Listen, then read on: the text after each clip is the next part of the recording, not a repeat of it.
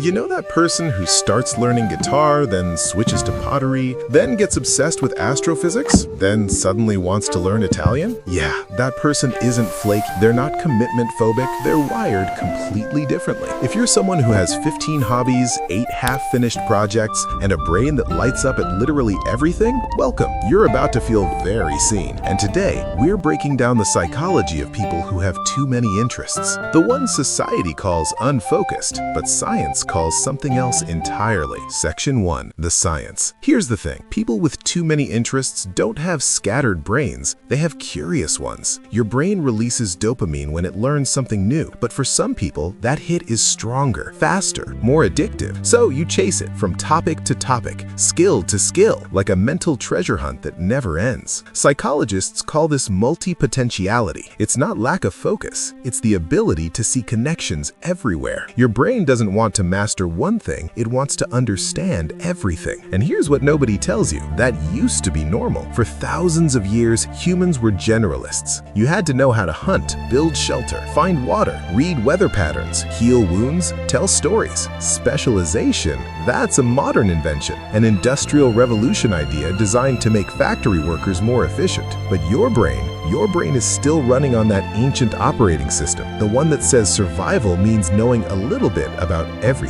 Section 2. The deeper layer. But there's more going on than just curiosity. Some people collect interests because the world told them to pick one lane, and their soul said absolutely not. Picture this. You're in high school, career day. Everyone's asking, what do you want to be? And you're thinking, why do I have to be just one thing? You love science and art. You want to write and build things. You're interested in history and coding and cooking and philosophy. And everyone keeps saying, you need to focus, pick something, specialize. So you try. You pick biology. But then you're in biology class wondering about the philosophy of consciousness. You're in art class thinking about the mathematics of perspective. You're in history learning about ancient Rome, and suddenly you're researching aqueduct engineering at 2 a.m. Your teachers called it distracted. Your parents called it unfocused. But really, your brain was just doing what it does best, finding patterns across disciplines that nobody told it to separate in the first place. For people with multiple interests, depth isn't found in one subject. It's found in the connections between them. And that creates a painful tension because the world rewards specialists, the surgeon, the lawyer, the programmer, people who went deep into one thing and stayed there. But you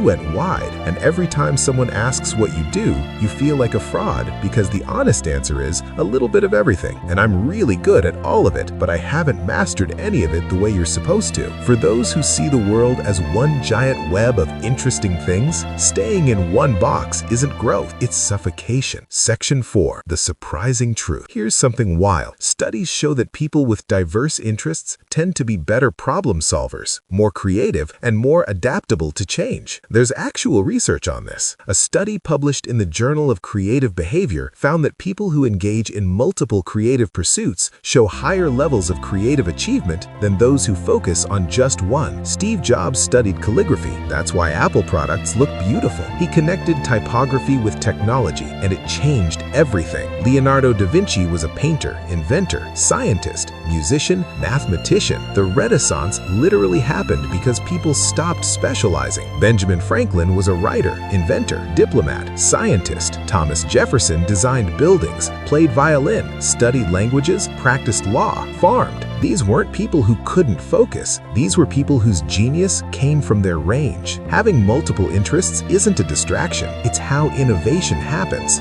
Not by going deeper into one thing, but by connecting things no one else thought to connect. Not in a boardroom with experts, but in a brain at 3 a.m. wondering, wait, what if gardening principles applied to coding? And then actually discovering that pruning dead code is exactly like pruning a plant. The connections are real. The specialists just can't see them because they've never left their field. Section 5. The modern trap.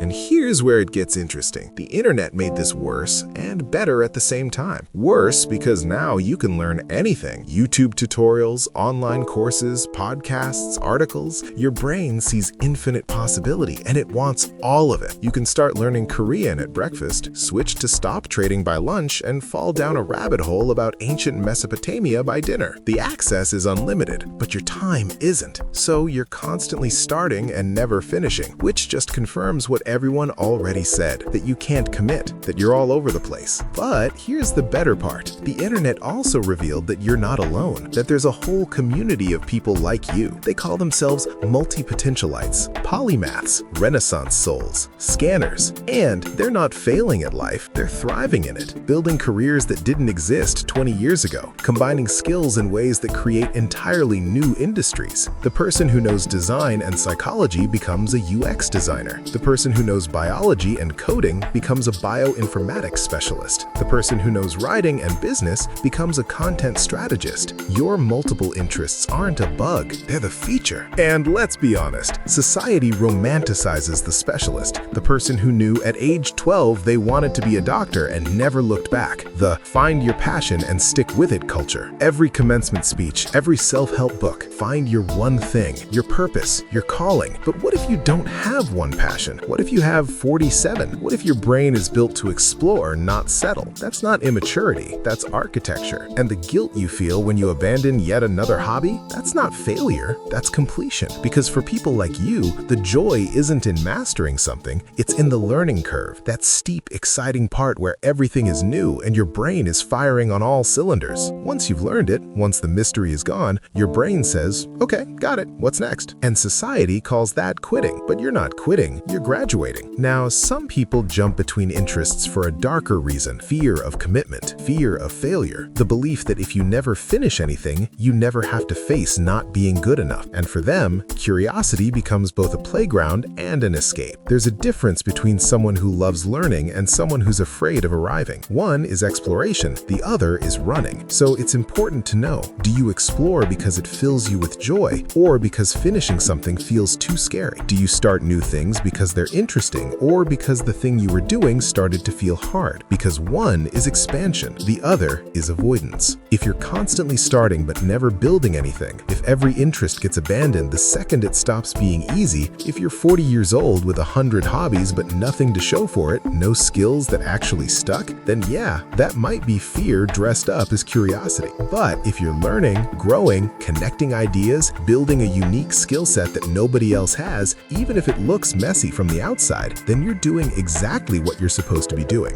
But for those who truly have too many interests, they're not missing out. They're just living differently. They find joy in the learning itself, the first spark of understanding, the moment a new idea clicks, the way different fields start talking to each other in their head, things most people never experience because they stopped at good enough. Hit subscribe if you think you're this type. Psychologists say this is called a polymathic mind. These people don't need one deep well. Their strength is in seeing the entire landscape. And here's what people with too many interests don't realize about themselves. That thing they think makes them unreliable? It's actually cognitive flexibility on steroids. It's the ability to think like an artist and a scientist in the same breath. It's seeing solutions everyone else misses because they're stuck in their lane. You know how to talk to anyone because you've dabbled in everything. You can have a conversation with a chef, then turn around and hold your own with an engineer. You're the person who connects people, who sees opportunities, who says, wait, have you two met? You're working on similar problems from completely different angles. You're a bridge, and bridges are rare. And here's the thing nobody's saying out loud. The world is changing fast, faster than it ever has. Jobs that existed 10 years ago don't exist anymore. Jobs that will exist 10 years from now haven't been invented yet. And the people who will thrive in that world, it's not the specialists who spent 20 years mastering one skill that's about to be automated. It's the people who can learn fast, pivot quickly, and connect ideas across disciplines. It's the people who've been practicing flexibility their whole lives while everyone else was practicing depth. Your multiple interests aren't a weakness in the modern world. They're the ultimate adaptation. So if you're someone who has a closet full of abandoned hobbies, who gets excited about literally everything, who can't answer what do you do without taking 10 minutes, you're not broken. You're just wired for breadth over depth, for exploration over mastery. The world needs specialists, but it also desperately needs people who can connect the dots no one else sees. And that's you. Your interests aren't scattered. They're building something, a unique combination of skills and knowledge that only you have. And one day, maybe soon, all those random things you learned are going to click together in a way that makes perfect sense. And you'll realize you weren't lost. You were collecting pieces to a puzzle nobody else could see yet. Tell me, do you have too many interests, or do you think we're all just afraid of commitment? And if you want the psychology that most people never hear about themselves, the next video is going to explain why you are the way you are even deeper. Click it. You'll finally understand why your brain won't let you pick just one thing.